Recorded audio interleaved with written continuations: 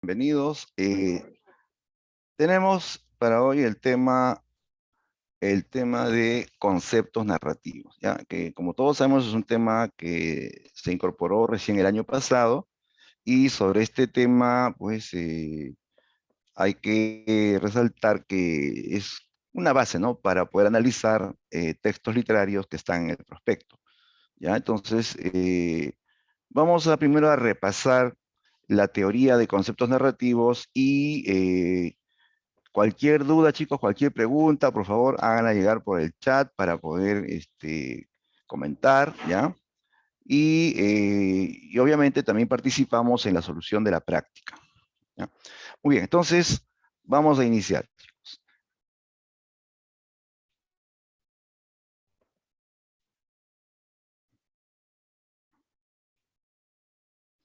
Listo.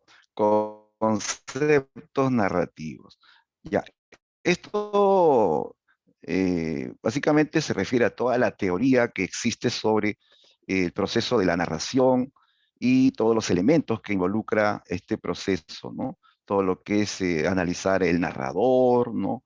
Los tiempos, los espacios, los tipos de personaje, ¿no? Y esto en realidad es un tema bien amplio, ¿no? Que, por ejemplo, en la universidad se trabaja en todo un año, ¿no? Y la idea, pues, de aquí es plantear, como dice el título, conceptos básicos que nos sirvan como herramienta para poder analizar textos literarios, ¿ya? Entonces vamos a recordar, chicos. Primero, hay que definir bien a la narración. ¿Qué era la narración? ¿No? Bueno, todos sabemos la idea de narrar, ¿no? En general, narrar es contar algo, es relatar lo que sucedió en un determinado lugar, en un determinado tiempo. Eso es algo que probablemente todos tenemos como idea general, ¿no? Pero vamos a tener que ahora definir esto con más precisión. Digamos que una narración es un proceso, ¿ya? Mediante el cual se construye un relato a partir de los elementos que participan. Es decir, se construye un relato a partir de personajes, acciones, tiempos y espacios, ¿no? Ahora, como habla de un proceso, este proceso eh, de construir el relato lo realiza un autor, ¿no? Un autor, un escritor, ¿no? Que en base a una fuente, que puede ser real o ficticia, construye una narración, ¿ya? La narración debe ser diferenciada en dos aspectos. Miren. Existe el relato y existe la historia en crudo, ¿ya? La historia en crudo todavía no tiene ningún, digamos, recurso estético, no tiene técnicas, es la historia en crudo, ¿no? En cambio, el relato ya es un producto que tiene nivel o tiene calidad literaria, ¿de acuerdo? Tiene función estética, tiene recursos, tiene técnicas, tiene calidad literaria. Ya, por ejemplo, ¿no? Eh,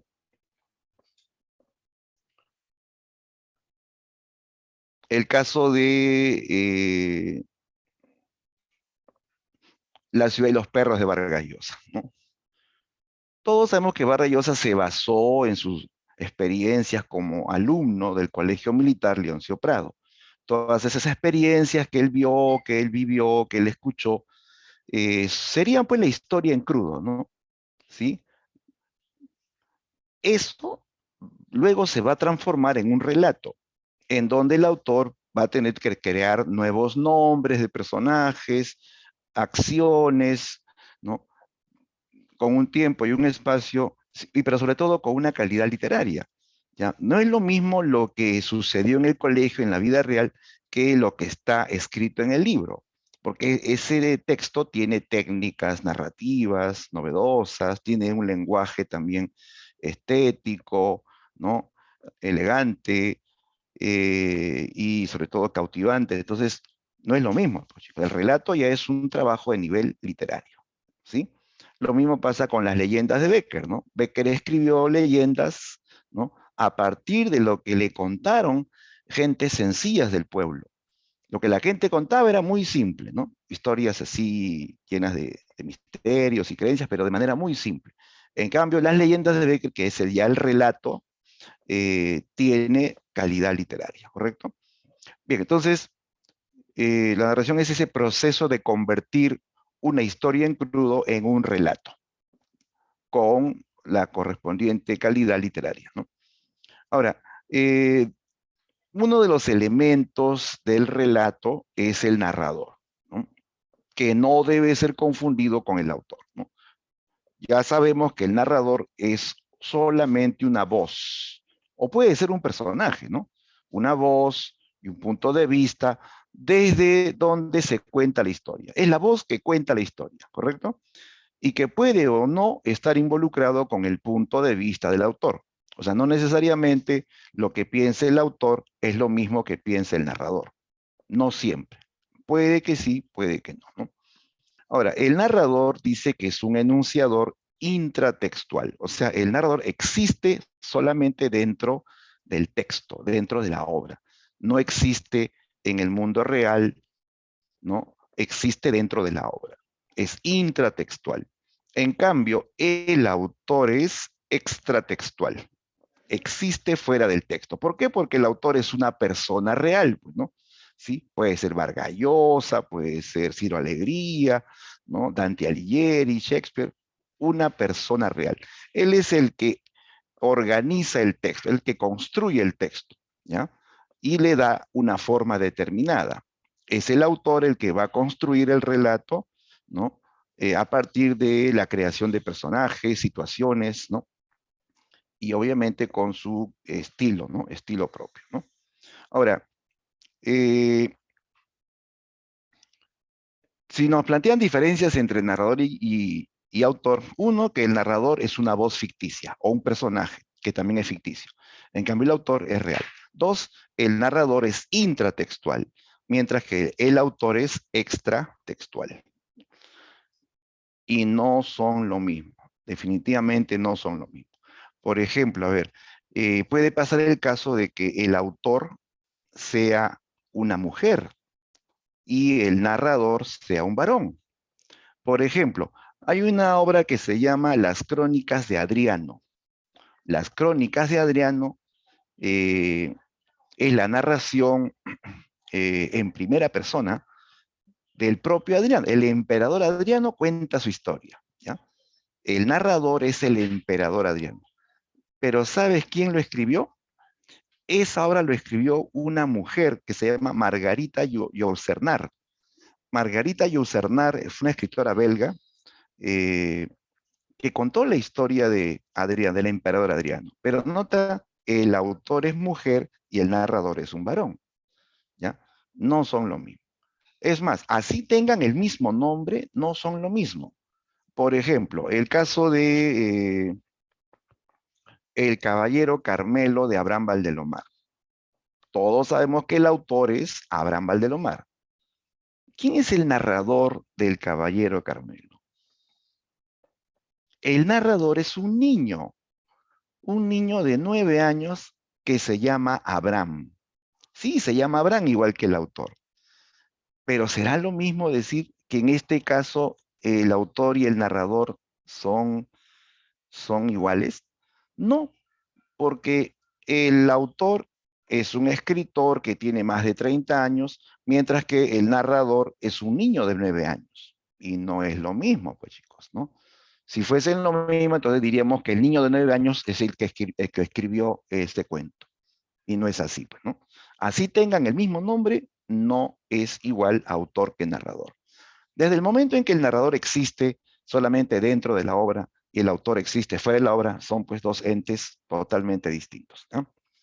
Bien, ahora, observa en este esquema el proceso de la comunicación literaria, ¿ya? Leer una obra, chicos, es un proceso de comunicación. Hay un emisor, hay un receptor, hay un mensaje, hay un código, un canal, todos los elementos típicos de la comunicación, ¿ya? Ya, a ver, vamos a analizar este punto que es importante, chicos. Respecto a los elementos que participan en el proceso proceso de la comunicación literaria. Ya, a ver, atención. Ya sabemos que el narrador es una voz o personaje que enuncia el relato, que cuenta, que habla, ¿sí? Ahora, por acá tenemos el texto narrativo. El texto narrativo es la obra, ¿correcto? Es la obra. Esta obra fue escrita por un autor real, una persona de carne y hueso, ¿correcto? Y esta obra va a ser leída por un lector real, que puede ser tú, cualquiera de los que estamos en esta sala, puedo ser yo, ¿no? Cualquier persona que va a leer el libro y que existe en el mundo real. Ahora, este texto narrativo, que es la obra, eh, va a generar la existencia de un narrador. El autor crea un narrador. Este narrador, como te das cuenta, está dentro del texto, ¿no? Este cuadro sería el texto, ¿no? Está dentro del texto, es intratextual, mientras que el autor está fuera del texto, es extratextual. Este narrador es el que enuncia, el que cuenta la historia. Ahora, luego veremos que el narrador también puede estar dentro de la historia o puede estar fuera de la historia, ¿no? Hay varios tipos de narradores, externos e internos, ¿no? El narrador enuncia la historia, desde afuera o desde dentro. Y existe la idea de narratario. Atención, ¿qué es un narratario? Un narratario es, digamos, un destinatario o un receptor de la historia. El narrador cuenta la historia a alguien, ¿no? El narrador está contando la historia con la idea de que alguien le está escuchando o le está recibiendo la narración, ¿ya? El narratario a veces se le menciona en el texto, a veces nunca se le menciona, pero existe, siempre existe, ¿ya? El narratario puede estar expresado o puede ser tácito, pero siempre existe, ¿ya? Entonces lo definimos como un destinatario ficticio. Por ejemplo, a ver, ¿han oído de la obra Las Mil y Una Noches? Las Mil y Una Noches. Ya, esa obra es anónima, su autor es anónimo. Ya, pero en esa obra, el que cuenta, o mejor dicho, la que cuenta las historias es Sherezada. Sherezada. Ella le cuenta las historias a un sultán, ¿no? A un sultán. Entonces, Sherezada es la narradora en este caso, es la voz que está contando la historia. ¿Y quién le está escuchando? El sultán. El sultán es el narratario. Pero ese sultán no existe en el mundo real, existe dentro de la obra, ¿ya? Otro ejemplo. Eh, ¿Se acuerdan de la obra Las cuitas del joven Werther? ¿Sí? Las cuitas del joven Werther. ¿Quién es el autor ahí, chicos? ¿Quién es el autor de las cuitas del joven Werther? ¿No?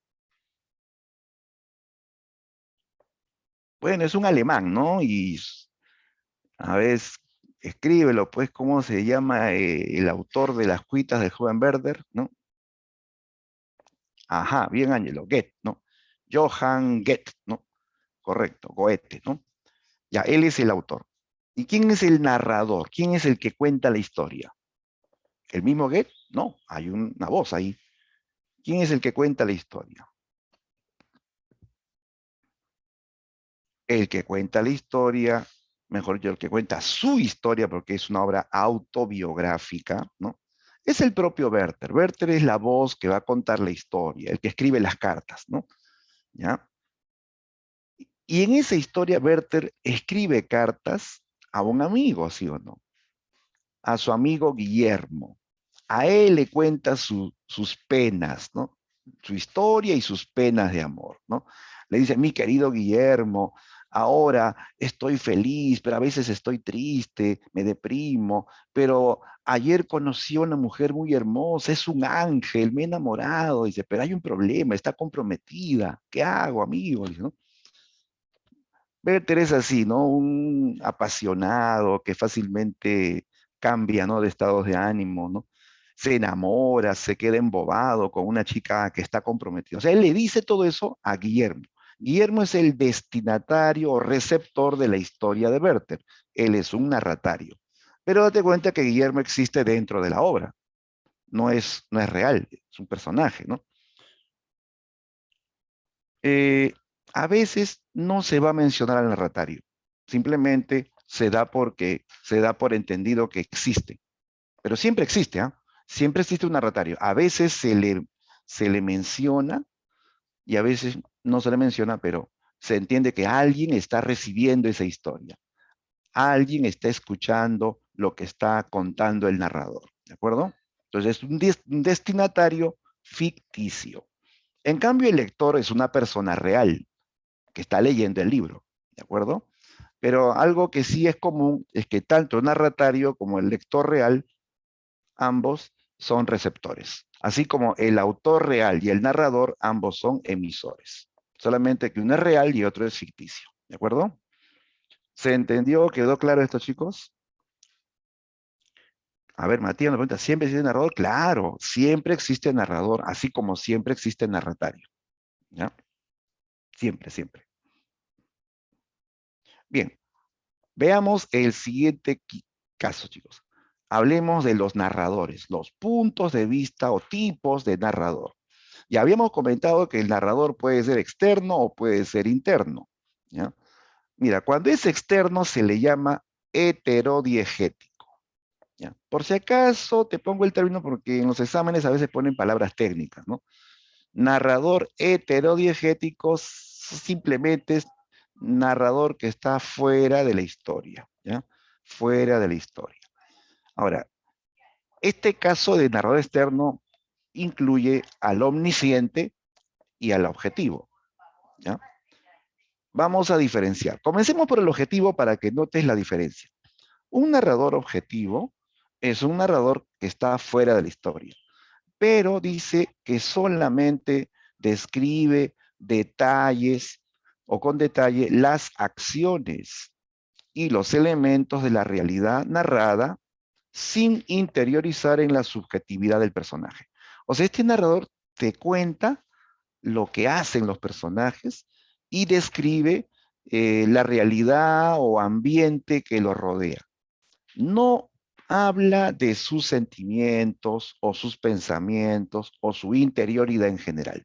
¿Ya? Cuando dice subjetividad se refiere a todo lo interior, sentimientos, pensamientos, sueños, etcétera, ¿no? ¿Ya? Solamente narra lo que hacen los personajes y el ambiente que los rodea. Lo describe, sí, con mucho detalle, eso sí. ¿Ya? Por ejemplo, un narrador de La ciudad y los perros. Bueno, en La ciudad y los perros hay varios narradores, es una obra que tiene múltiples narradores, pero hay narrador objetivo que te describe, por ejemplo, un lugar de la ciudad, ¿no? Describe los colores de las paredes, cómo están los pisos, cómo están los carteles, te describe qué hacen los personajes, que caminan con las manos en los bolsillos, que tienen tal tipo de ropa, o sea, describe lo que se ve, ¿ya? O sea, el objetivo es como una cámara de video. Si tú tienes una cámara de video y filmas una escena, por decir una fiesta, ¿qué vas a captar con tu cámara? Vas a captar lo que hacen las personas, lo que dicen, vas a captar el ambiente donde están, pero no vas a poder captar lo que están pensando, ¿no? No vas a poder captar sus sentimientos interiores, solamente lo exterior, ¿de acuerdo? Ese es el objetivo. Ahora, comparemos el caso omnisciente. ¿Qué es narrador omnisciente? ¿Qué significa omnisciente? Omni es todo, siente saber, ¿sí? El que todo lo sabe. Por eso también le llaman narrador Dios, porque él sabe todo lo que hacen sus personajes. Saben lo que hacen, lo que ven, lo que oyen, lo que dicen, lo que piensan, lo que sienten. Saben hasta lo que sueñan. Saben hasta lo que les va a pasar en el futuro. ¿Sí? Lo sabe todo. ¿Cómo sabe lo que piensa? ¿Cómo sabe lo que siente? ¿Cómo sabe lo que les va a pasar en el futuro? ¿Tú podrías saber lo que están pensando tus compañeros de esta sala? No puedes saberlo. ¿Sabes su futuro? No puedes saberlo. El omnisciente sí lo sabe todo, ¿ya? Lo sabe todo. Entonces, en el texto literario, en el fragmento que tienen en tu examen, vas a ver que el personaje, o sea, el narrador, perdón, habla de lo que hace, pero también va a haber por ahí algún pasaje que menciona lo que está pensando o lo que está sintiendo. Ahí vas a darte cuenta que es omnisciente, ¿ya? Y es el típico narrador, pues, ¿no? El narrador clásico es el omnisciente, ¿no? Por ejemplo, se ve en obras como El mundo es ancho y ajeno, se ve también en la obra Crimen y Castigo, se ve también en La ciudad y los perros, también encontramos narrador omnisciente, ¿no? Junto con objetivos y personajes, ¿no? Narradores y personajes. Bien, veamos un ejemplo de texto con narrador omnisciente. A ver, fíjate que es un fragmento de la obra Crónica de una muerte anunciada. ¿De quién, por favor? ¿Quién es el autor de Crónica de una muerte anunciada? ¿A quién lo recuerda? ¿Quién escribió Crónica de una muerte anunciada? Es un colombiano, el más eh, ilustre escritor italiano, perdón, colombiano. Premio Nobel de Literatura también, ¿eh? ¿Quién es el autor, chicos?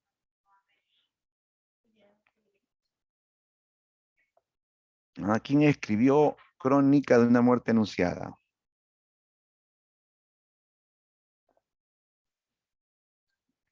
Mm,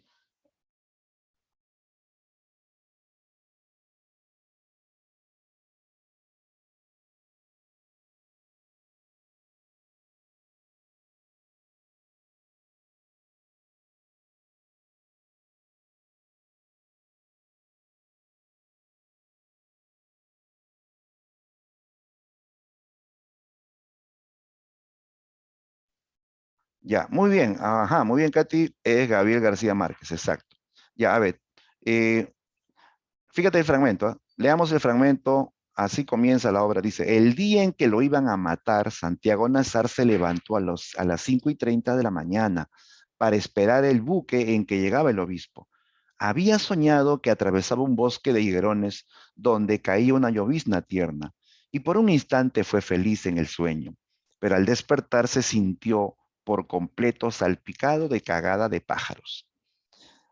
Ya, mira lo que dice el texto, que Santiago Nazar se levantó a las 5:30 de la mañana. Bueno, dice lo que hace, ¿no? Y luego dice, había soñado. ¿Cómo sabe lo que soñó? Porque dice que soñó que atravesaba un bosque de higuerones, donde caía una llovizna tierna, ¿no? Y que en su sueño fue feliz. Dice que al despertar se sintió, dice lo que sienta, se sintió salpicado por cagada de pájaros. Este narrador sabe lo que sueña, sabe lo que siente, sabe que en su sueño estuvo feliz y al despertar se deprimió, ¿no? ¿Te das cuenta? Sabe la interioridad del personaje aparte de las acciones externas, ¿no? Ese es un narrador omnisciente, ¿ya? Lo sabe todo, sabe más que un narrador objetivo. Ahora, observa el narrador objetivo llamado narrador cámara. Este fragmento de la obra La Colmena, de José Camilo Cela, el español José Camilo Cela, que también es premio Nobel. Dice, don Pablo extiende el periódico sobre la mesa y lee los titulares. Por encima de su hombro, Pepe procura enterarse. La señorita Elvira hace una seña al chico. Como te das cuenta aquí, lo que está narrando la voz es lo que hace don Pablo. Extiende su periódico, está leyendo, viene un muchacho por encima de su hombro que quiere leer también lo que está leyendo don Pablo. Más allá, una señorita llamada Elvira le hace una señal al chico, o sea, como diciendo, no hagas eso, ¿no? Solamente narra lo que hacen. Dice lo que sienten, dice lo que están pensando, no, solamente lo externo, ¿no? La narración enfoca lo externo, como una cámara, pues que solamente siempre capta lo externo.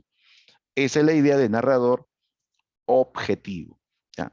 Solamente describe acciones y el ambiente que los rodea, ¿correcto? Ya. Chicos, por favor, quería pedirles una pausa. Me están pidiendo eh, un momento que resuelva un problemita. Ya. Eh, Solo unos minutos, ¿ya? Unos minutos y continuamos, por favor, ¿ya? Ya, entonces, Ya hemos visto entonces la diferencia entre narrador omnisciente, que lo sabe todo, lo exterior y lo interior del personaje, y el objetivo solamente narra lo exterior, ¿correcto? Sin detenerse en la interioridad del personaje. Bien, ambos son externos, ¿ya? Ambos son heterodiegéticos. Ahora, vamos al otro caso. El narrador puede estar dentro de la historia, ¿no? A ese le vas a llamar narrador homodiegético. Homodiegético simplemente significa que está dentro de la historia, ¿ya? Y aquí vamos a tener dos casos. Este narrador homodiegético o interno puede ser protagonista o puede ser testigo, ¿ya? Protagonista o testigo. El protagonista y el testigo, ambos hablan en primera persona, ¿ya? En primera persona. Ah, por cierto, los narradores externos siempre hablan en tercera persona, ¿sí? ¿Cuál es la tercera persona, chicos? ¿No? Tercera persona gramatical. ¿Ah? ¿Cuál es la tercera persona gramatical? ¿Están ahí o se habían ido junto conmigo? A ver, escriban algo, por favor. Él, ella, bien colchado, muy bien, bien Miranda. Él, ella, incluso en plural, ¿no? Ellos, ellas, ¿no? Claro. Entonces, el omnisciente y el objetivo hablan en tercera persona. En cambio, el narrador protagonista y el testigo, ambos hablan en primera persona. Y tú ya sabes que la primera persona es yo, o también nosotros, en plural nosotros, o sea, también es primera persona, ¿no? Entonces, los verbos van a coincidir, van a concordar con yo o con nosotros, ¿no? Y así. Ahora, ¿cuál es la diferencia? El protagonista que habla en primera persona narra su propia historia. O sea, habla de sí mismo, ¿correcto? Narra su propia historia. Es una narración subjetiva desde una perspectiva personal. O sea, el narrador cuenta su propia historia, ¿ya? Por ejemplo, ¿no? El caso de Lazarillo de Tormes. Todos sabemos que el autor es anónimo, pero el narrador sí es conocido. Sería un error que me digas que el narrador es anónimo. ¿Quién es el narrador en el Lazarillo de Tormes? ¿No? Es el propio Lázaro, ¿correcto? Porque él es el que cuenta su historia. Y nota aquí este fragmento. Mira lo que dice. A mí me llaman Lázaro de Tormes, hijo de Tomé González y de Antona Pérez, naturales de Tejares, ciudad de Salamanca. Mi nacimiento fue dentro del río Tormes, razón por la cual tomé el nombre. ¿Ya? Así comienza la obra. Dice, a mí me llaman Lázaro, ¿no? Soy hijo de Tomé González. Mi nacimiento fue en el río Tormes. ¿De quién está hablando Lázaro? De él mismo, ¿sí o no? Narra en primera persona, ¿de acuerdo? Entonces, este narrador es protagonista, habla de sí mismo. Ahora, diferenciemos el narrador testigo. El testigo también está dentro de la historia. El testigo habla en primera persona, pero no habla de sí mismo, no es protagonista. Por lo general es un personaje secundario y que va a relatar las acciones de otros, ¿ya? Relata las acciones de otros y no emite juicios ni comentarios. Su conocimiento es parcial y su rol es pasivo. ¿Por qué? Porque él habla de otros, no habla de sí mismo. Por ejemplo, ¿no? Este fragmento que vamos a ver es de la novela Las aventuras de Sherlock Holmes del escritor inglés Conan Doyle. ¿Ya? Han oído de Sherlock Holmes, ¿no? El famoso investigador privado, ¿no? Y su fiel amigo, el doctor Watson, ¿no? Son como Batman y Robin, una pareja así bien, bien famosa, ¿no? En el mundo de la novela policial. Ya, entonces, en esta historia, obviamente el protagonista, el héroe de esta historia es Sherlock Holmes, ¿ya? Y Watson, que es un personaje secundario, él es el que cuenta lo que le pasa a ambos, pero sobre todo cuenta lo que hace Sherlock Holmes, ¿no? A ver, dice el fragmento. Holmes corrió hacia el cordón de la campanilla, arrancó una tablilla corrediza y metiendo la mano sacó una fotografía y una carta. La fotografía era de la propia Irene Adler, en traje de noche. la carta estaba dirigida a Sherlock Holmes. Mi amigo la abrió y los tres la leímos juntos. Ya, al comienzo el narrador habla de lo que hace Holmes, ¿no? Que arrancó una tablilla, que metió su mano, sacó una foto y una carta, ¿no? Pareciera ahí que es un narrador objetivo, ¿no? Pareciera, pero sigo leyendo y dice, eh, la carta estaba dirigida a Sherlock Holmes, mi amigo la abrió y los tres la leímos juntos. Los tres la leímos nosotros. El narrador se incluye, ¿ya? Dice que los tres, o sea, tanto Sherlock Holmes, el amigo de los dos y el propio Watson, que es el que está hablando aquí, dice, los tres la leímos. Aquí nos damos cuenta que el narrador está dentro de la historia, pero no habla de él, habla de Sherlock Holmes, lo que hace Sherlock Holmes, ¿no? Ese es el narrador testigo, ¿correcto? Otro ejemplo de narrador testigo. El cuento El Caballero Carmelo. Ese cuento, chicos, eh, se centra en la historia del gallo Carmelo, ¿no? Y el narrador es un niño de 9 años, que se llama Abraham, ¿correcto? Ese niño es personaje de la obra, está dentro de la obra. Ese niño cuenta la historia del gallo Carmelo, ¿ya? Cómo llegó a la casa, cómo se convirtió en el animal más querido de su padre, ¿no? Y de la familia, de su fama, perdón, de su gran triunfo ante la Giseco hasta su muerte, ¿no?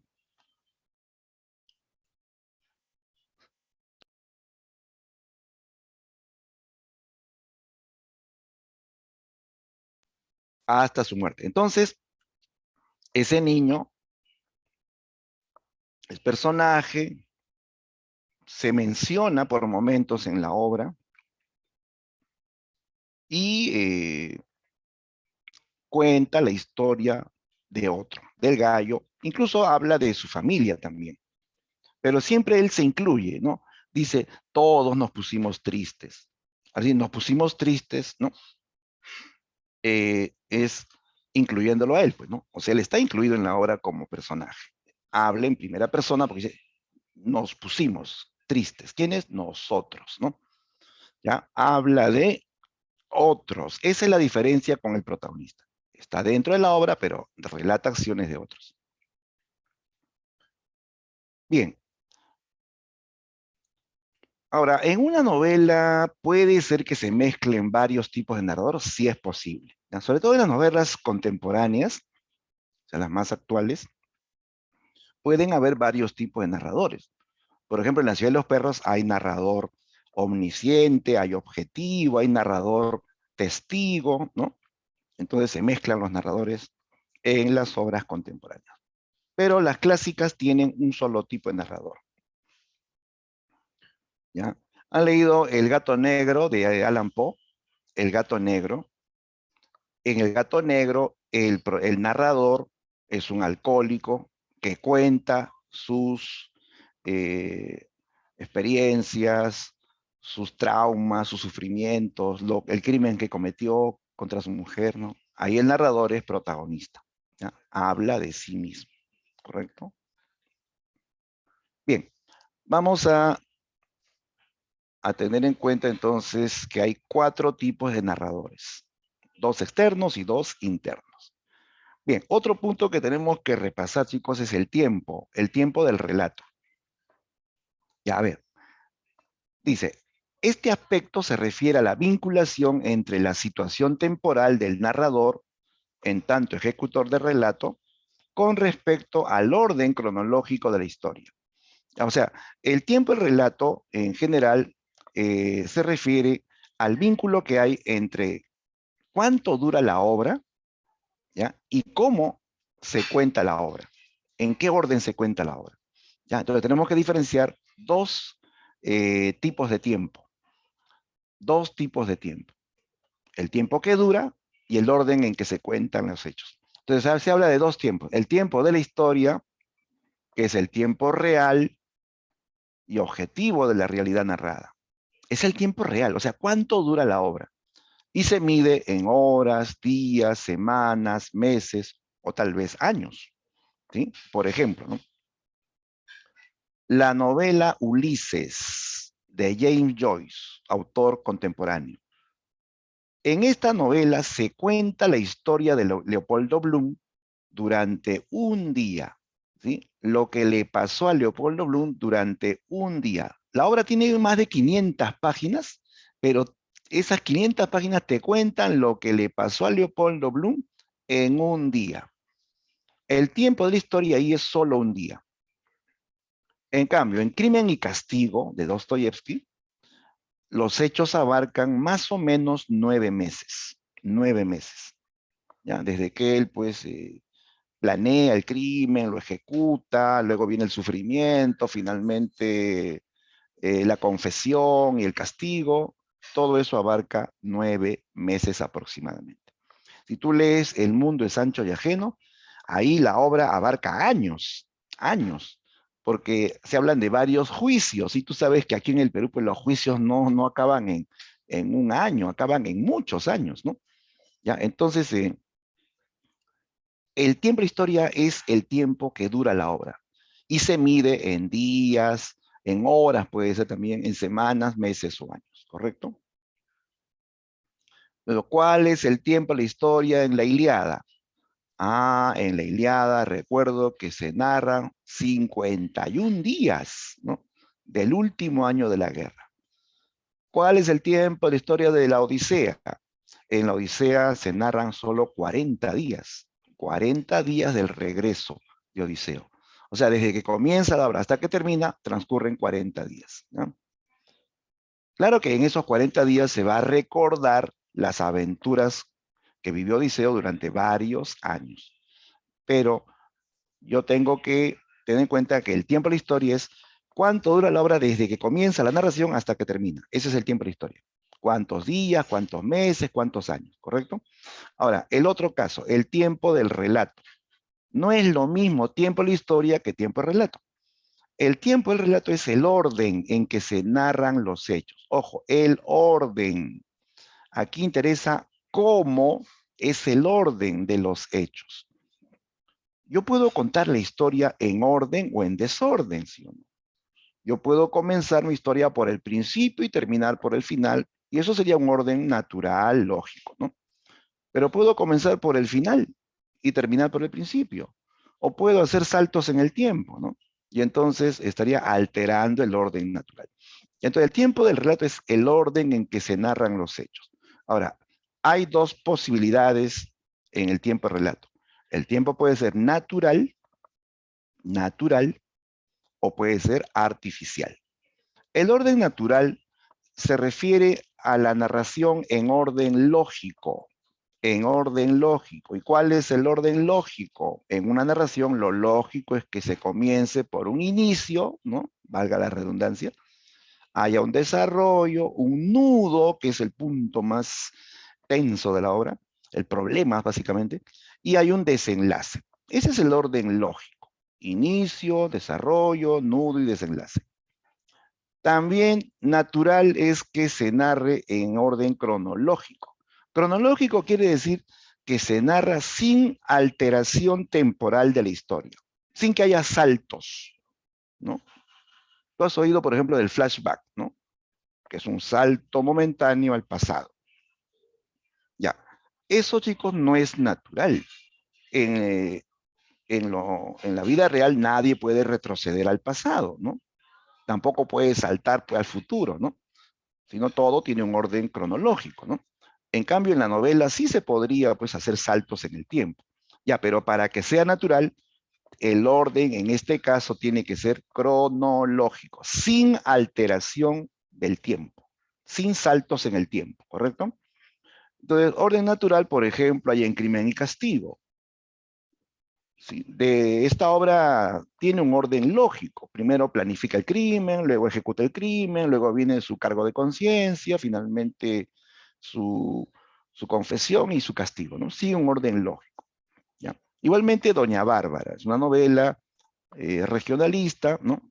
Comienza cuando llega el protagonista, Santo Luzardo, a la región del Apure, ¿no? Para eh, vender su hacienda.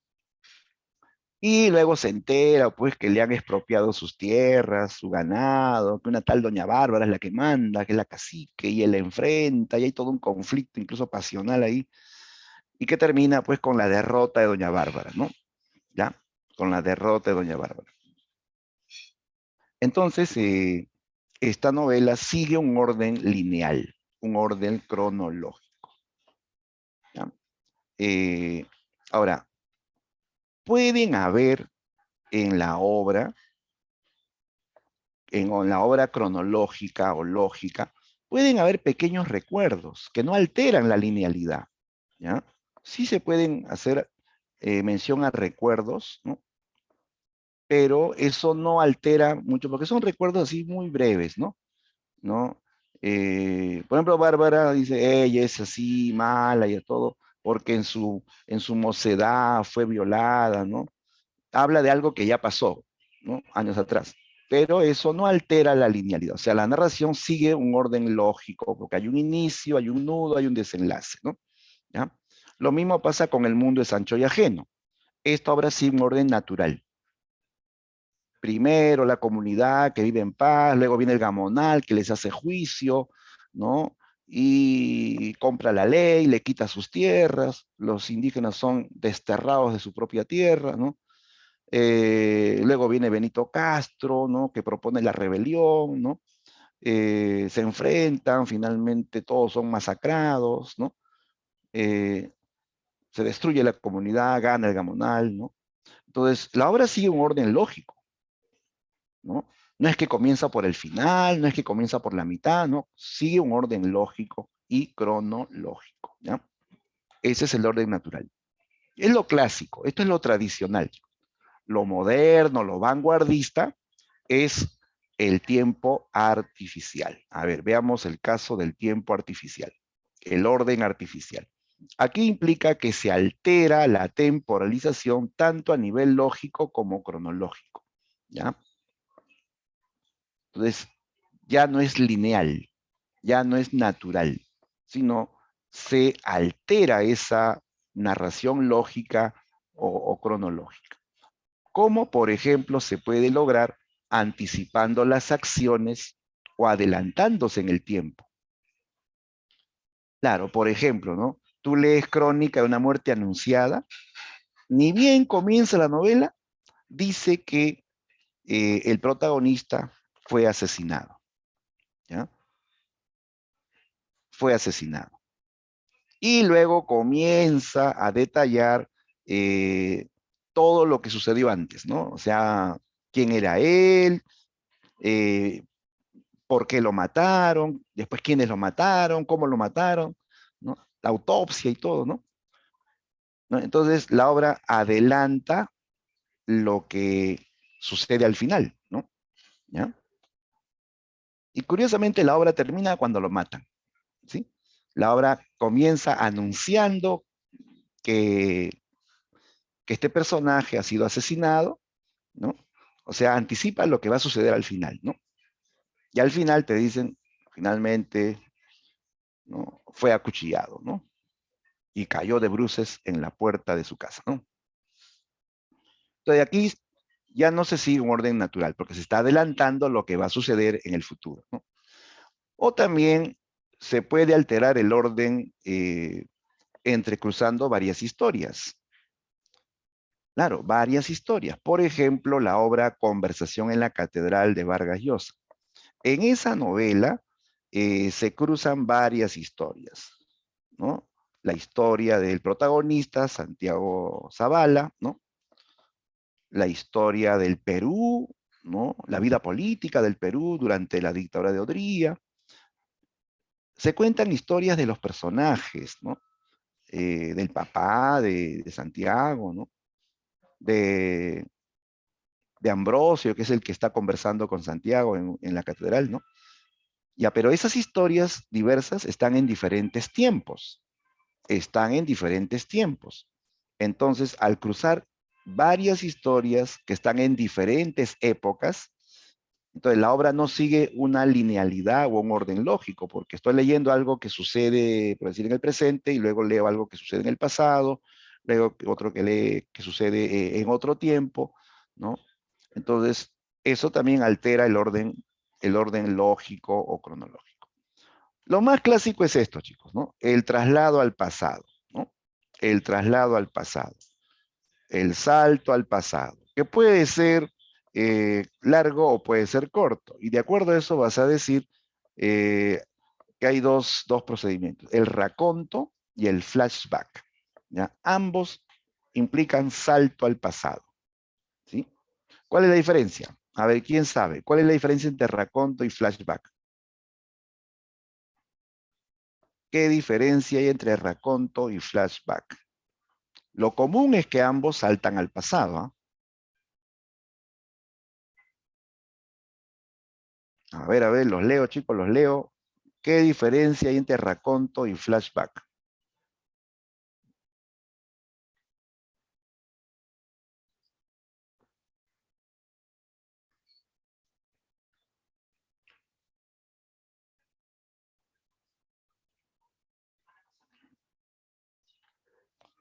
¿Alguien? ¿Quién lo dice? Diferencia entre raconto y flashback.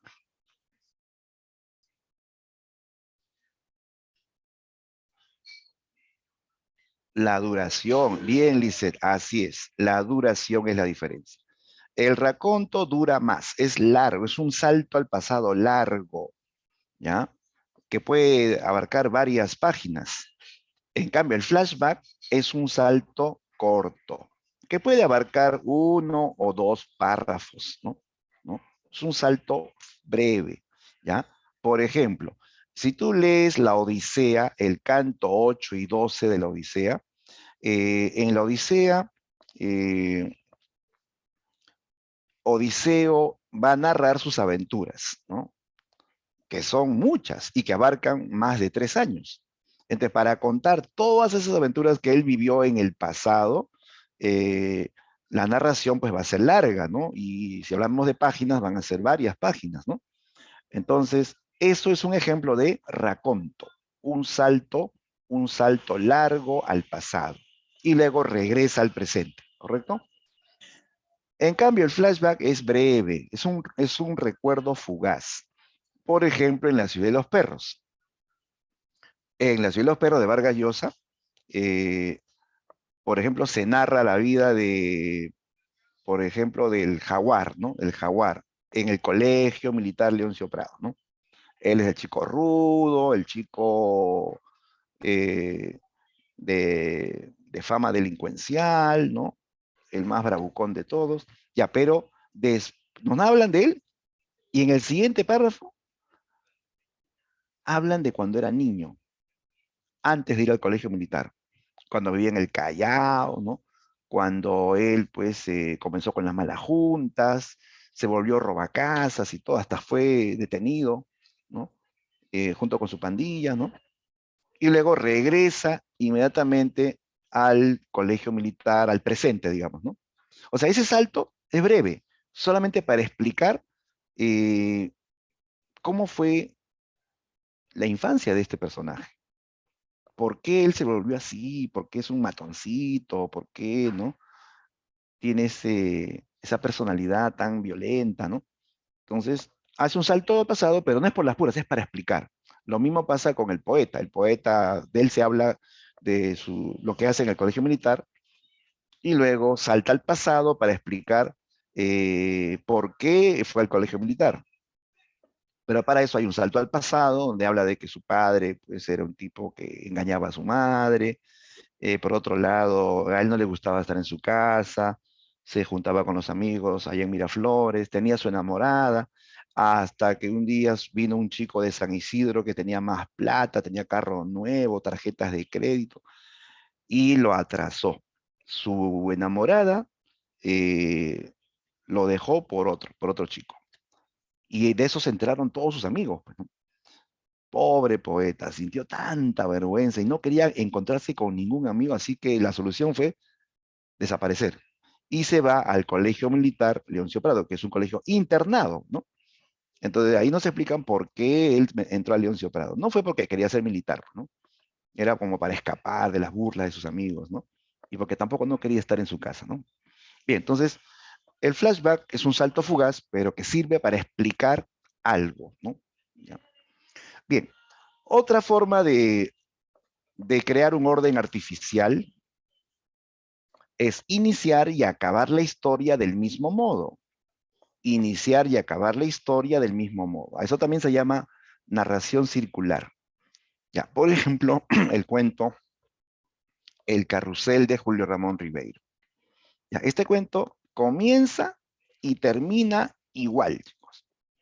Comienza con la llegada del personaje a Frankfurt, ¿no? Llegué a la estación de tren de Frankfurt, ¿no? Y me dirigí a un bar donde un extranjero comenzó a hablar, ¿no?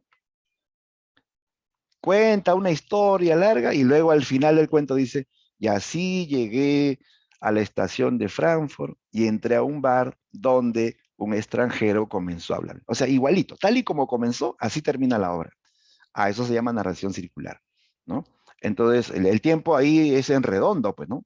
El tiempo tiene un punto de partida, avanza y vuelve al punto de partida, ¿no? Narración circular. Lo normal es lo lineal, lo natural es que sea lineal. Lo circular ya es artificial. ¿Ya? Entonces, estas son algunas formas de alterar el orden natural y generar órdenes artificiales. ¿Ya? Bien, entonces, eh, en general, el orden es el tiempo del relato. Puede ser natural o puede ser artificial. En cambio, el tiempo de la historia es cuánto dura la historia, cuánto dura la obra. Días, meses, años. ¿Listo? Bien, pasemos a ver este otro punto sobre los tipos de personajes. ¿Ya? Tipos de personajes en la narración. Ya, aquí, ojo, ten en cuenta que hay tres criterios. Tres criterios para distinguir qué tipo de personaje interviene. Ya ve, ahí están. Grado de relevancia, nivel de complejidad y transformaciones. Son los criterios. ¿Ya? Cada criterio tiene tipos de personajes. Veamos. Por su grado de relevancia, hay tres tipos de personajes. Puede ser artificial, puede ser, perdón, principal, ¿no? Puede ser secundario o puede ser incidental. ¿Ya? Principal, secundario e incidental. ¿Ya? El personaje principal es llamado protagonista. ¿Ya? Él es el que organiza las acciones y tiene un rol fundamental ligado al tema central. ¿Ya? Claro, por algo es principal, ¿no? Él es el que realiza las acciones principales y tiene un rol fundamental ligado al tema. O sea, el tema de la obra gira en torno a ese personaje. Y es un personaje que aparece en toda la obra, pues, ¿no? ¿No? Su participación es permanente. Por ejemplo, el, el protagonista de Crimen y Castigo, ¿no? Todos sabemos que el protagonista es Rodion Raskolnikov. Él es el eje de esa historia. La obra habla de él, ¿no? El tema este de el conflicto entre una moral humanitaria y una moral antihumanitaria, depende de ese personaje, ¿no? ¿Ya? O en la novela Doña Bárbara, bueno, a veces pueden haber más de un protagonista en la obra. En Doña Bárbara, por ejemplo, hay dos protagonistas, Doña Bárbara y su rival Santos Luzardo, porque de ellos depende el tema. El tema es la lucha entre civilización y barbarie, y justamente ellos dos son los que representan esa lucha. En una lucha siempre hay dos, pues, ¿no? ¿No? Entonces, ahí hay dos protagonistas. De ellos depende el tema de la obra. En el caso de El mundo es ancho y ajeno, ahí hasta se puede hablar de tres protagonistas, ¿ah? Tres protagonistas que se relacionan al tema central. Tú sabes que el tema central en El mundo es ancho y ajeno es la lucha por la tierra, la lucha por la tierra. Y en esa lucha Hay quienes defienden a la comunidad y otros que quieren apropiarse o arrebatarle la tierra, ¿no? Entonces, ahí podemos citar a Rosendo Maki, que defiende a la comunidad, Benito Castro, que también lucha por la comunidad, y digamos, el antagónico sería pues Álvaro Amenábar, ¿no? El Gamonal, ¿no? Que le quiere quitar la tierra, al final les quita la tierra, ¿no? Gana el juicio y le quita las tierras a los comuneros, ¿no? Entonces, en torno al tema de la lucha por la tierra tenemos tres personajes relevantes. Rosendo Maki, Benito Castro y Álvaro Amenábar, ¿no? Entonces, los principales son personajes que realizan las acciones eh, centrales y tienen un rol muy importante en el tema, ¿no? Están muy vinculados al tema central de la obra. Ahora, el secundario es un personaje que complementa o acompaña al personaje principal. ¿Ya? Su presencia, dice, es accesoria, o sea, es complementaria, en tanto da coherencia y comprensión al sentido del protagonista. O sea, el hecho de que sea secundario no significa que no tenga importancia, al contrario, el secundario le da sentido al protagonista. ¿Ya? El secundario lo complementa, puede ser a favor o puede ser en contra. Este secundario no aparece en toda la obra, aparece en partes de la obra, pero este lo va a complementar al personaje principal o protagonista. ¿Ya? Por ejemplo, en Crimen y Castigo, un personaje secundario que complementa a Rodion Raskolnikov es Sonia. Sonia, la chica que se prostituye, juega un rol complementario, porque ella recuerda en la obra, ella ayuda a Raskolnikov, ¿no? Lo ayuda, le hace comprender su error, ¿no? Le hace incluso que se entregue a la justicia y ella le ofrece una nueva vida juntos, ¿no? Después de todo su proceso, ¿no? ¿Ya? Entonces ella complementa al protagonista. Lo mismo pasa en el caso de El Lazarillo de Tormes, ¿no? El protagonista es Lázaro, de él cuenta la historia, él cuenta su historia. Y a él lo acompañan sus amos, el ciego, el clérigo, el escudero, etcétera, ¿no? Los amos son personajes secundarios, ¿no? Que complementan a este personaje, no necesariamente a favor, ¿eh? Pueden ser en contra. En este caso, los amos de Lázaro le hacen sufrir, ¿sí o no? Le hacen pasar hambre o lo tratan mal, ¿no? ¿No? Entonces, no necesariamente está de su lado, puede estar en contra o es un personaje opuesto, ¿no? Pero lo complementa. Y el caso incidental. El personaje incidental es el que tiene una presencia pasajera. Aparece en un episodio o dos máximo y luego desaparece. Este personaje incidental, si bien es cierto, tiene una presencia muy episódica, tiene una función. O sea, no aparece por las puras. Aparece poco, pero tiene una función. Él ayuda a ordenar, a revelar algo, a solucionar algo, a desarrollar algo o a retardar los sucesos de la historia. ¿Sí? Por ejemplo, si tomamos como ejemplo el caso de la salida de Tormes, nuevamente, allí, allí eh, un personaje episódico es el padrastro de Lázaro, ¿ya? El padrastro de Lázaro, ¿no? Ese esclavo negro llamado Saide, ¿no? Él aparece solamente en un episodio, nada más, ¿no? La madre se amanceba con él, ¿no? Porque él le consiguió comida, y él se vuelve, este moreno se vuelve padrastro de Lázaro, ¿no? Pero por robar cebada de caballos para alimentar a su familia, se lo llevaron preso. Ah, pero le dio un hermanito a Lázaro, ¿no? Pero se va preso. Entonces, ¿qué va a pasar? Que ahora la madre te queda con dos hijos, con más hambre, y esto la obliga a salir a buscar trabajo. Se va a buscar trabajo y consigue trabajo en una posada en Salamanca, donde Lázaro conocerá a su primer amo, el ciego, ¿sí? Si ese personaje, Saide, el padrastro, no hubiese aparecido en la obra, de Lázaro se hubiese quedado pues con su madre, ¿no? En el mismo lugar, no hubiese tenido que emigrar y no hubiese conocido al ciego, ¿sí o no? Claro, entonces te das cuenta que la presencia de Saide, el padrastro de Lázaro, cumple una función, ¿no? ¿No? Hace que se cambie el curso de la vida de Lázaro, digamos, ¿no? Bien, entonces los tres, principal, secundario e incidental, tienen que ver con la relevancia o importancia que tiene el personaje dentro de la narración. Bien, el otro caso, el caso del narrador según el personaje según su complejidad. Según su complejidad, el personaje puede ser simple o puede ser complejo. Decimos simple cuando el personaje nos muestra solamente una faceta de su existencia o de su personalidad, ¿ya? No significa que tenga una sola faceta de su vida o de su personalidad, solamente que él nos muestra una faceta. Lo demás queda oculto, digamos, ¿no?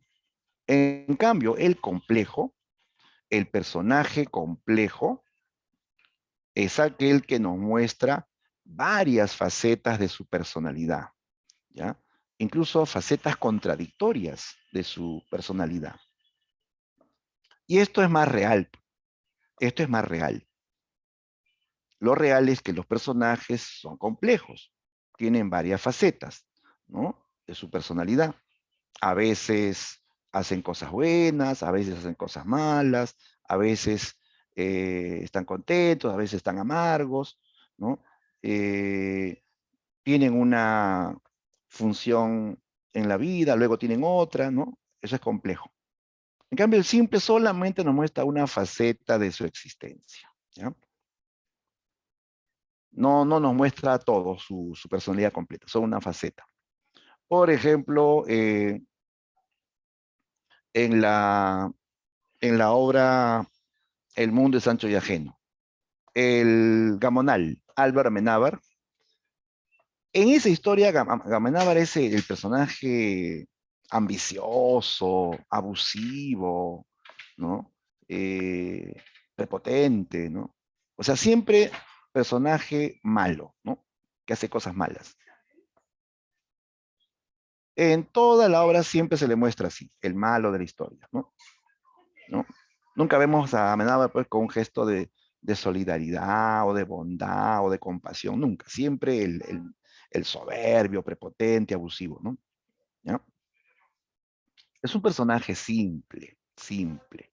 Igual que Rosendo Maki, siempre le presentan como el hombre sabio, honesto, ¿no? Decente, trabajador, ¿no? Nunca lo vemos a Rosendo Maki amargo, nunca lo vemos de repente haciendo algo malo, ¿no? Así eran en las obras clásicas, siempre buenos y malos, ¿no? Pero en la vida real no es así, pues, chicos. O tú siempre eres bueno, siempre haces cosas buenas. Nunca mientes, nunca de repente te vengas de alguien o qué sé yo, o de repente hasta puedes, qué sé yo, eh, hacer algo que choca con la moral, ¿no? Entonces, en la vida real, en la vida real, los seres humanos tienen virtudes y tienen defectos, ¿sí o no? Claro. A veces tenemos un carácter muy fuerte o un feo carácter, como dicen, ¿no? Entonces, en la vida real es así, pues, ¿no?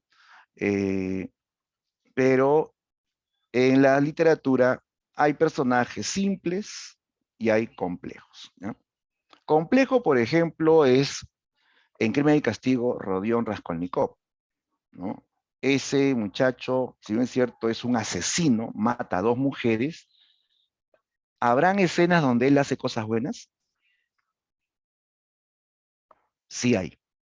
Hay una escena en que él salva a un niño que está en un incendio. Nadie se atrevió, él se metió al incendio para sacar, arriesgó su vida, salió él casi muerto, asfixiado, pero le salvó la vida a un niño. Él le ayudó a la familia de Sonia, esa familia que no tenía ni qué comer. Él le dejó las pocas monedas que tenía en su bolsillo, que su mamá le mandó, se lo dejó todo a la familia para que alimenten a esos chicos. O sea, tiene sus momentos de humanidad, de bondad, ¿sí o no? De ser solidario. Y tiene la otra escena, puede que también Al comienzo es un vago que no trabaja y planea matar a la usurera, ¿no? ¿No? Y las mata a hachazos. Esa escena es, sí, pues, ¿no? Una escena violenta en que él mata a hachazos tanto a la usurera como a la hermana, ¿no? Y luego viene el cargo de conciencia y hasta el arrepentimiento. O sea, es un personaje bien complejo, ¿no? Bien complejo, ¿no? Igual que Benito Castro, ¿no? En El mundo de Sancho Ajeno. Es un personaje muy complejo también, ¿sí? Nos muestran varias facetas de su vida. La de niño que sufre mucho, es maltratado por su padrastro, ¿no? Después de adolescente rebelde, que incluso se enfrenta a su padrastro con un cuchillo y luego se escapa del pueblo, ¿no?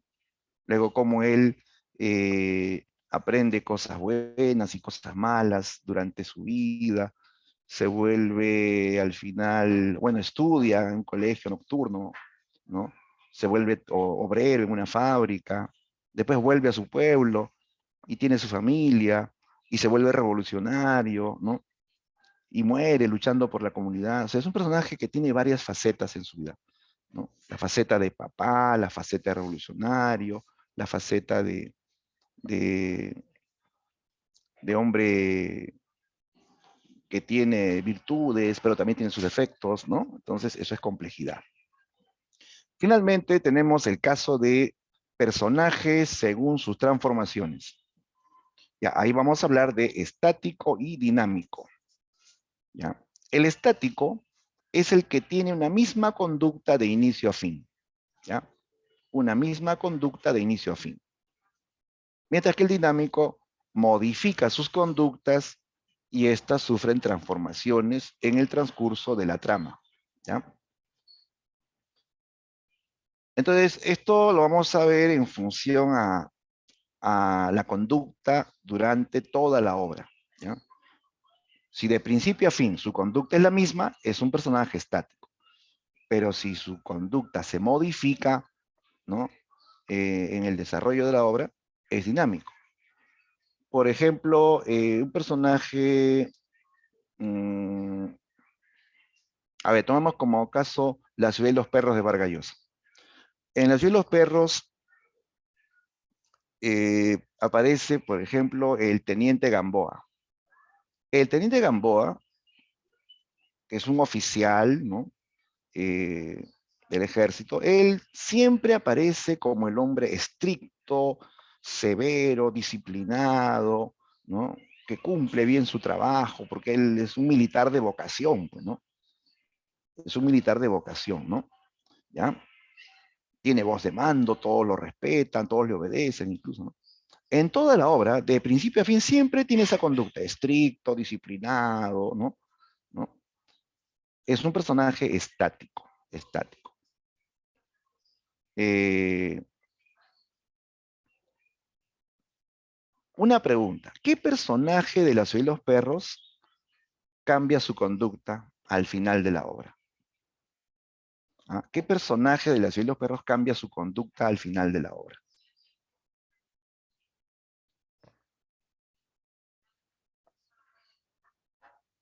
A ver quién lo dice. Bien, Ángelo, el jaguar, exacto. El jaguar cambia en esta historia.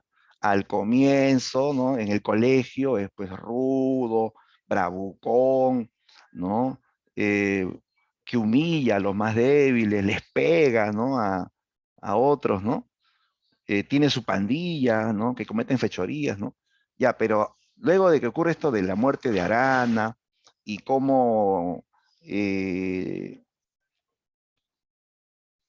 cómo durante toda esta investigación los alumnos fueron, digamos, sancionados porque les encontraron cosas prohibidas en sus roperos y todos piensan que el jaguar pues los había delatado, ¿no? Estando detenido, ¿no? Entonces, el jaguar, que es el principal sospechoso de la muerte de Arana, cuando vuelve a las cuadras de los cadetes es despreciado, todo el mundo le llama traidor, soplón, soplón, y el jaguar no soporta eso. Él detesta a los soplones y detesta que le llamen soplón, al punto que cuando él confiesa el crimen, cuando él dice que él es el asesino de Arana, ¿no? Se crea la teoría, pues, de que él se autoculpa, no porque sea el asesino, sino porque él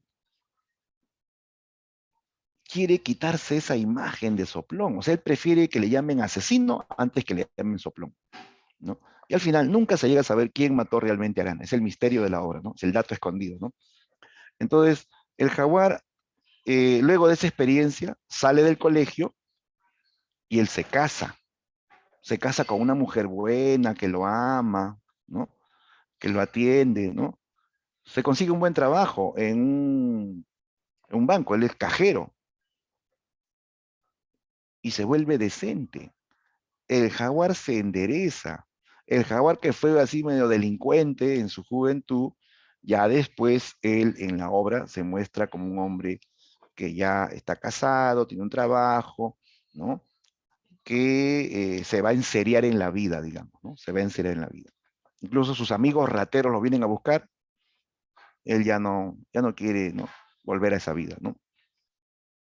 ¿No? Entonces, hay un cambio en la conducta. Ese es un personaje dinámico, ¿ya? Dinámico. Igual que Raskolnikov. En Crimen y Castigo, al comienzo él es ateo, con aires de superioridad, ¿no? Pero luego de que mató y sufrió, ¿no? Y conoció a Sonia, él cambia su forma de pensar, cambia su conducta, ¿no? Al final él se arrepiente, cumple su condena, señala de esperanzas, ¿no? Sonia, que tiene fervor religioso, le transmite su fe y Rodion se llena de esperanzas de una nueva vida. Entonces, un personaje que es dinámico, ha cambiado su conducta, ¿no? Bien, eso sería, chicos, entonces, los casos de personajes. A ver, no sé si sobre este punto hay preguntas. Profesor, Sí, dime, eh, dime. ¿todo personaje dinámico mayormente es complejo también? Así es. El dinámico va de la mano con el complejo, ¿no? Se puede decir que, a pesar que son dos criterios distintos, coinciden, ¿no? El dinámico es complejo, el complejo es dinámico. Pero hay casos que sí no son posibles. Por ejemplo, un personaje, eh, por decir, simple, un personaje simple, no puede ser dinámico, ¿no? Porque solamente te muestra una faceta y no vas a saber si cambia o no tu conducta, ¿no? Un personaje, pero sí puede ser que un personaje, por ejemplo, principal sea simple, ¿no? O sea, ¿por qué? Porque el principal, si bien es cierto, tiene un rol importante, pero no te muestra su personalidad completa, solamente una parte de ella, es simple, ¿no? Puede ser que un personaje, eh, digamos, secundario o complementario sea complejo, ¿no? Porque sí te puede mostrar varias facetas de su personalidad. Pero ante tu pregunta, complejo y dinámico, sí, prácticamente coinciden, ¿no? Siempre el complejo es dinámico y el dinámico es complejo, ¿no? Entonces, ¿cómo vas a diferenciar? Si te ponen una pregunta, ¿qué marco, profe, complejo o dinámico? Es que la pregunta va a tener que distinguir según la transformación o según la complejidad, ¿no? Si te dice transformación, solamente vas a pensar en estático dinámico. Según su complejidad, y si vas a pensar solamente en simple y complejo, ¿no? O sea, la pregunta tiene que estar, digamos, delimitando una sola respuesta, ¿no? A menos que en las alternativas digan los dos, ¿no? Es complejo y a la vez es dinámico. Ah, ya. Entonces, sí, es válido que una alternativa coincidan los dos, ¿no? Dinámico y a la vez complejo, ¿no? Muy bien. Ya, y para cerrar, chicos, ya la parte teórica y ver las preguntas, eh, el último casito es esto, los espacios. Los espacios o lugares. Toda obra siempre hace alusión a un lugar o espacio. Así sea realista o fantasiosa, siempre los hechos ocurren en un determinado espacio. No se refiere a qué país, qué ciudad necesariamente. La idea es que tú digas si ese espacio es cerrado, abierto, urbano o rural. Esa es la idea, ¿no? Que determines cuál de estas posibilidades ocurre. Espacio cerrado se dice a- al ambiente reducido en donde hay poco desplazamiento de los personajes. ¿Ya? Puede ser una casa, puede ser un colegio, puede ser un convento, ¿no? Puede ser una prisión, una fábrica, ¿no? Eso es un espacio cerrado, donde los personajes se mueven, pero su desplazamiento es limitado, pues, ¿no? Por ejemplo, en La ciudad y los perros. La mayor parte de la historia ocurre dentro del colegio militar, dentro del colegio. Y por algunos capítulos se menciona, ¿no? Eh, que los personajes están o han salido del colegio y se desplazan por la ciudad de Lima, ¿no? Pero cuando la obra enfoca el colegio militar y los hechos que ocurren en el colegio, el espacio es cerrado, ¿no? Eh, También, por ejemplo, eh, el espacio cerrado se puede ver en el diario de Ana Frank, ¿no? Donde ella está encerrada, ¿no? ¿No? Y desde ahí comienza a escribir, ¿no? Todo lo que le ha pasado, ¿no? En cambio, el espacio abierto es un espacio que permite mayor desplazamiento. Mayormente son ciudades o son pueblos, ¿no? En donde los personajes se pueden desplazar ampliamente. En Crimen y Castigo, por ejemplo, el escenario o espacio es la ciudad de San Petersburgo. Ahí vemos que Raskolnikov sale de su cuarto alquilado, camina por la ciudad, por el puente, ¿no? Después va a la comisaría, ¿no? Eh, a la casa de su amigo, ¿no? En fin, ¿no? Entonces se desplaza porque es un lugar abierto, ¿ya?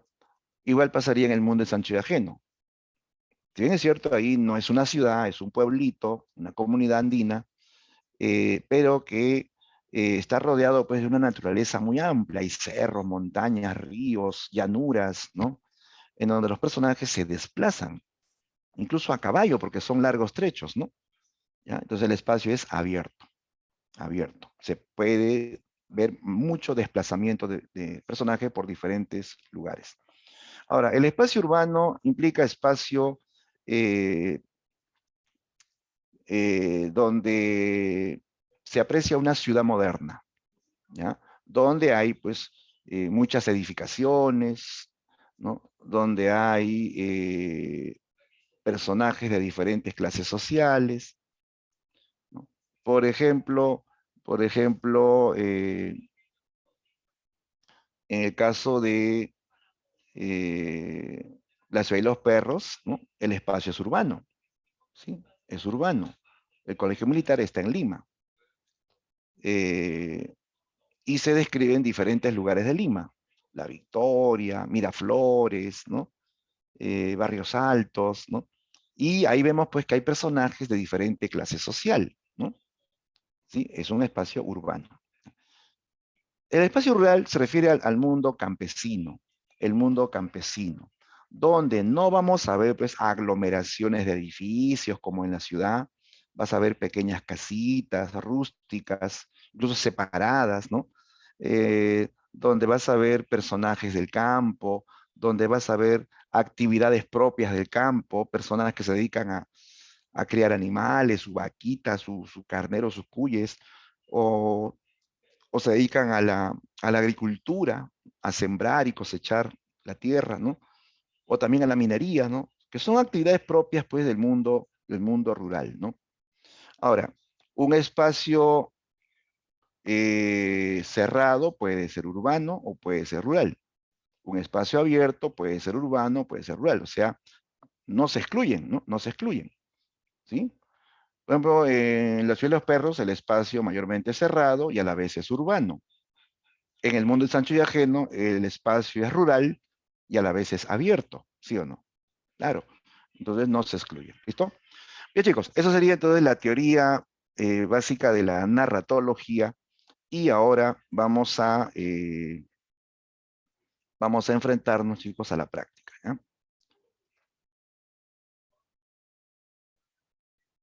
¿ya? Ya, voy a compartir la práctica de hoy. Ya, vamos a darle solución. Ya vista la teoría, entonces podemos dilucidar la clave correcta. Ya, bien, ¿se ve, chicos, la práctica? A ver, confírmenme si se ve la dirigida 3. Se ve, se ve. A ver, alguien que me confirme. Sí se ve, profesor. Sí, ¿no? Ya, muy bien, listo. Entonces comenzamos.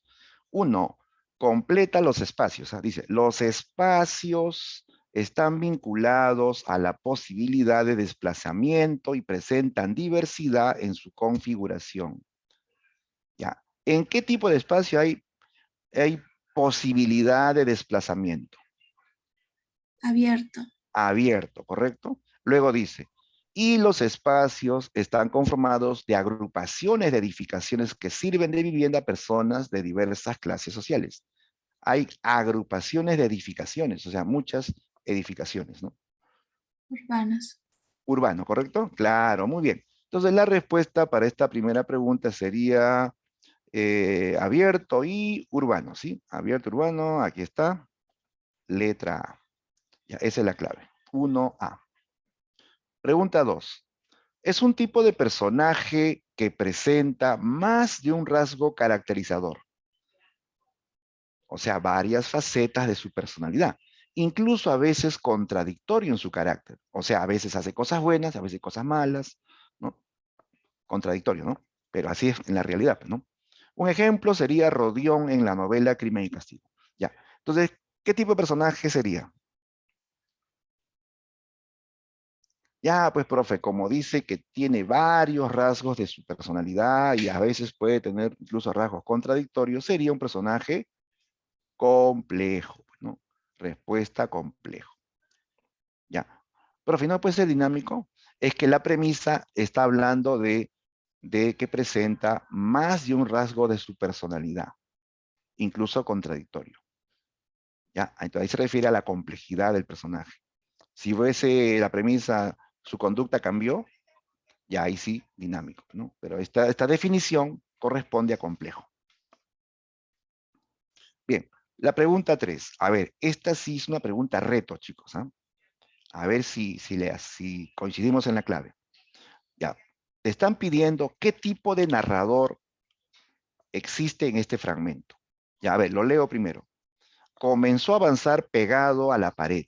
En vez de cruzar el patio, dio un rodeo siguiendo el muro curvo de las cuadras de Quinto. Al llegar al extremo, miró con ansiedad. La pista parecía interminable y misteriosa.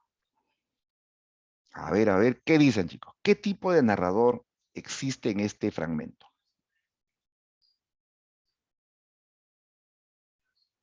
Un minuto para pensar, ¿eh? Lean bien, relean, ¿no? Fíjate si describe solamente acciones. Primero, fíjate si es externo o interno. Primero eso.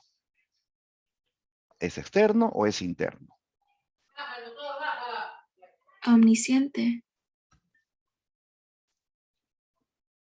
Ya, a ver. Ya hemos leído, hemos escuchado una clave. Ya, a ver, todos, pues chicos, todos tienen que dar su clave. ¿Qué marcas? ¿Qué marcas en esta pregunta 3? A ver, nuestra amiga ya nos dijo omnisciente. ¿Qué dicen los demás? A ver, Cristín me dice también la A, Ángelo dice la A. Claro que es la A, pues, ¿no? Muy bien. Parecía objetiva, parecía narrador objetivo. Primero que nota que habla en tercera persona. Comenzó. ¿Quién? Él o ella. Él, ¿no? Dio un rodeo. Él, ¿no? Tercera persona. Entonces, ahí solamente pensamos en objetivo omnisciente. Ahora, veo las acciones.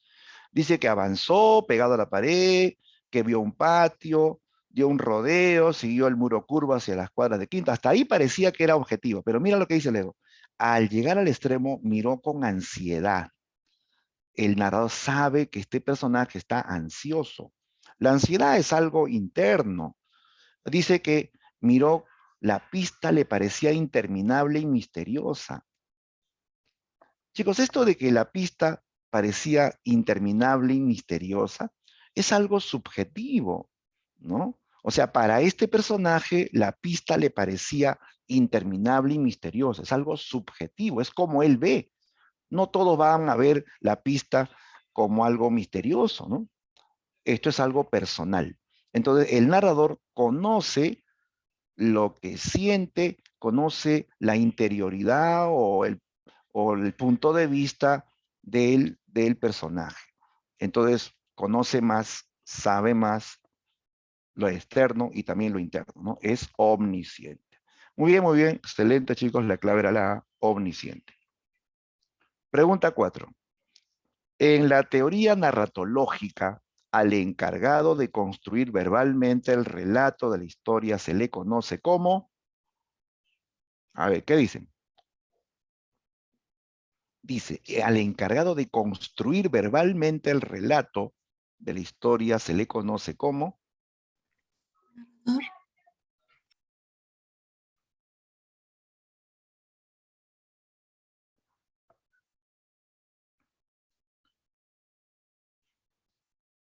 A ver chicos, manden su clave, manden su clave.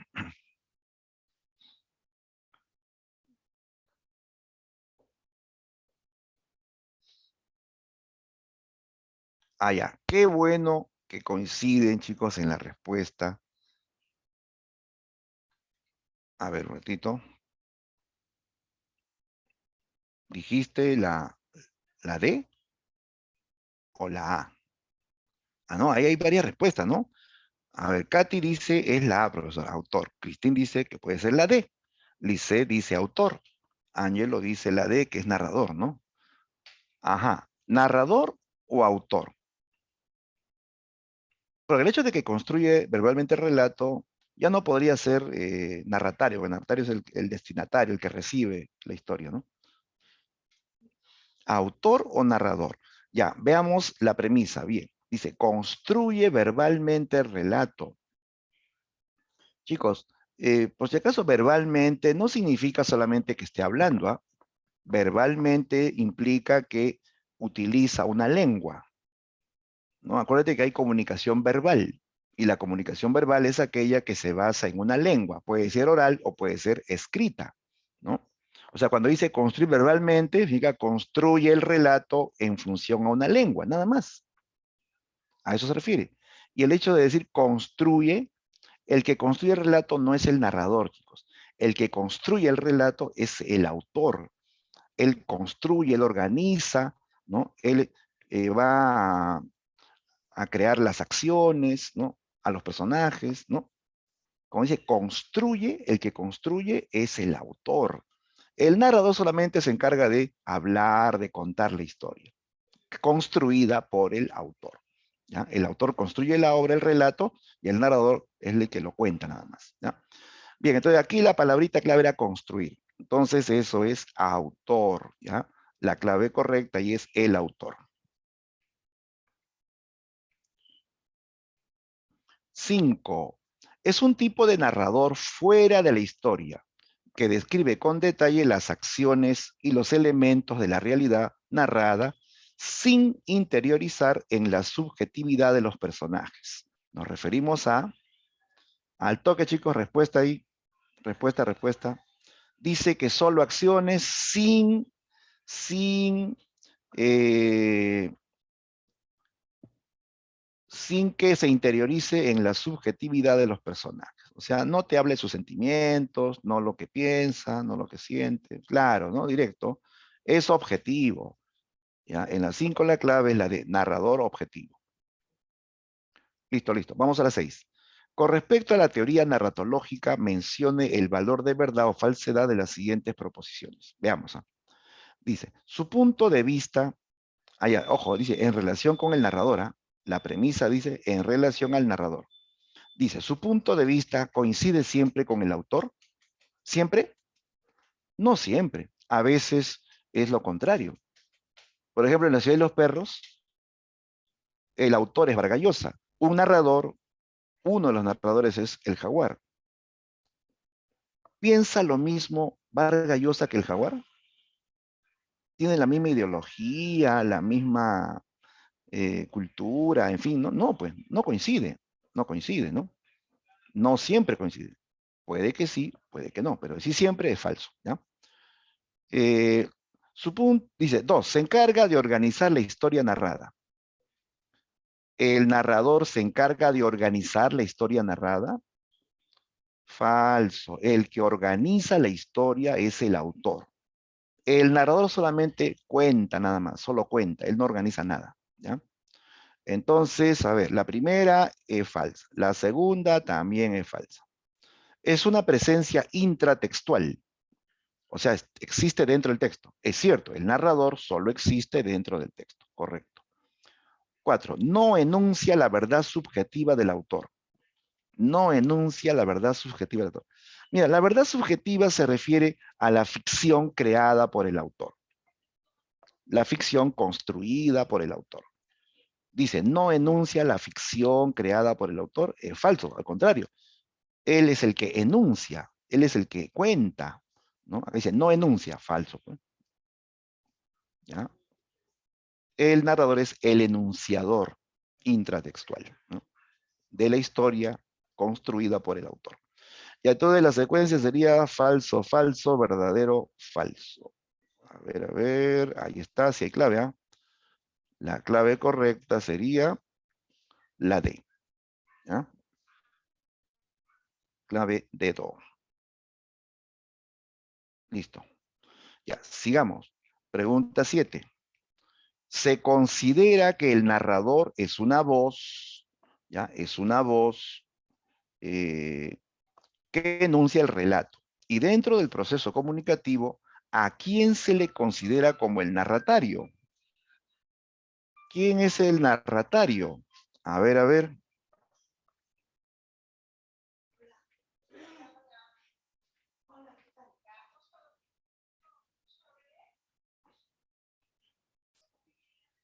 Descartamos la porque dice al texto, que se le distribuye al lector, no es el texto.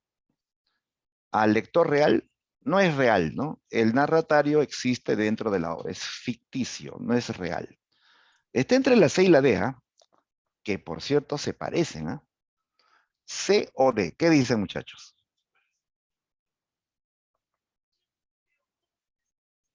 Ya, ahí vas a tener que ver un detalle porque se parece la definición. Dice la C, en el universo de una ficción al que se posiciona como el destinatario de un relato realizado por el narrador. Ya, el narratario dice en el universo de una ficción al que se le posiciona como el destinatario de un relato realizado, bueno, está bien, ¿no? El narratario es un destinatario, ¿no? Del relato contado por el narrador, ¿no? Ahora, la D dice, al lector virtual o implícito, ya que este es el lector que el autor se imagina. Ya, chicos, el narratario no necesariamente es un lector. Es virtual, sí, pero no es un lector. Él es un destinatario o receptor de lo que está contando el narrador. Por lo general es un oyente. Por lo general es un oyente. O sea, decir lector, eso es lo que lo invalida. Un narratario no es un lector, es simplemente un destinatario o receptor de la historia, ¿no? Que está contando el narrador. ¿Ya? Acá dice, ¿es el lector que el autor se imagina? No, pues, no es un lector. ¿Ya? Entonces, la mejor respuesta es la C. ¿Ya? Clave C. Es un destinatario del relato realizado por el narrador. ¿Ya? Esa es la clave. Rápidamente, la 8. El narrador se diferencia del autor real debido a que el primero es el primero, el narrador, ¿no? A ver, ¿quién organiza el texto? No, el narrador no organiza el texto. Dice, este puede ser uno o más dentro de la obra, es el que enuncia la historia contada. ¿Es cierto o no? Esto sí es cierto. El narrador puede ser uno o puede ser varios. Y él es el que enuncia o cuenta la historia, ¿no? Está bien, ¿ah? Esta es, chicos. Esta es la clave. ¿Ya? Letra B. La C no, porque dice siempre coincide con el punto de vista del autor, falso. ¿Es extratextual? No, el narrador es intratextual. ¿De acuerdo? Anulamos la D también. La clave es la B. A ver, la 9. Dentro de los tipos de narradores se pueden establecer como diferencia su presencia dentro o fuera de la historia. Al narrador fuera de esta se le denomina, ¿cuál de estos es externo? Ya, pues obvio, el omnisciente, ¿no? Es siempre externo a la historia. Listo, fuera de la historia, ¿no? A ver, la última. Allá, aquí está la 10. Dice, es un fragmento de La Ciudad de los Perros, ¿ah? Leamos. Gamboa es formidable. Ahí nos dimos cuenta todos lo formidable que es Gamboa. Nos observó un rato y dijo, atención, caracho, en menos de un segundo estábamos cuadrados. Ya, dice, de acuerdo al fragmento de La Ciudad de los Perros, ¿qué tipo de narrador se reconoce? A ver, primero, ¿es externo o es interno? Dice, nos dimos cuenta, nosotros es primera persona, está dentro de la historia. Estábamos cuadrados, nosotros. El personaje está dentro de la historia. Es interno, o sea, puede ser protagonista o testigo. Ahora, ¿habla de sí mismo o habla de otros? ¿De quién están hablando aquí? De Gamboa, pues, ¿no? Y Gamboa no es el que está hablando. El narrador está dentro de la obra, pero habla de otros. ¿Qué sería? ¿Qué sería, chicos? ¿Qué sería si está dentro y habla de otros? Claro, así es, Katy, muy bien. Testigo, ¿ya? Respuesta final, narrador, testigo. ¿Listo? Muy bien, muy bien. Bien, chicos, ahí tienen más preguntas. Practique, por favor. No hagan trampa, no ven las claves. Primero resuelve y luego ya chequea las claves, ¿no? ¿Ya? Bien, amigos, entonces con esto estamos ya concluyendo la práctica, ¿ya? No sé si hay alguna consulta antes ya de terminar. ¿Ya? Practiquen, practiquen para que dominen este tema, ¿ya? En intranet también, ¿no? Van a encontrar una práctica adicional, preguntas adicionales. Listo, amigos, entonces cerramos aquí la sesión, ya tengo que pasar a otra aula.